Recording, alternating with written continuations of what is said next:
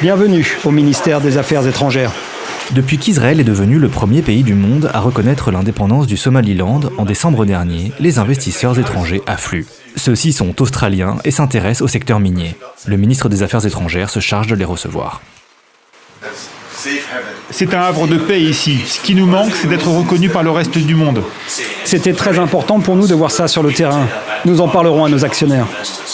Plus de 30 ans après la sécession de 1991 avec la Somalie, le Somaliland tente de se faire une place sur la scène internationale. Ougbad Nassir est directrice des relations avec la diaspora. Je me rendrai bien en Europe, en commençant par le Danemark, pour y faire la promotion du Somaliland et de son histoire lors de divers événements. Dans sa quête de reconnaissance, le Somaliland mise sur sa position stratégique à l'entrée de la mer Rouge. En 2016, un terminal moderne est construit à Berbera, le principal port du pays. Maftou Harir est en charge des opérations. Nous sommes situés sur le golfe d'Aden. C'est stratégique, c'est l'une des routes maritimes les plus fréquentées au monde.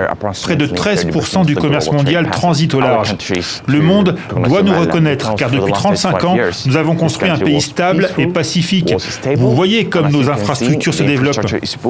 Les Émirats arabes unis, l'Éthiopie qui cherche un débouché maritime et même les États-Unis envisageraient désormais de reconnaître le Somaliland. Leurs intentions ne sont pas que commerciales. Abu Dhabi a déjà installé une base militaire à Berbera, tandis qu'Israël veut se positionner face à ses ennemis, les Houthis, au Yémen. À la télévision, pourtant, la menace de représailles n'inquiète pas Abdirissak Ali, un analyste politique. Maintenant que le Somaliland et Israël sont alliés, la guerre en Iran peut-elle arriver chez nous ? Israël est devenu le pays le plus puissant du Moyen-Orient. En nous alliant à des pays forts, nous nous assurons une meilleure protection. Le Somaliland ne doit donc pas craindre la guerre au Moyen-Orient.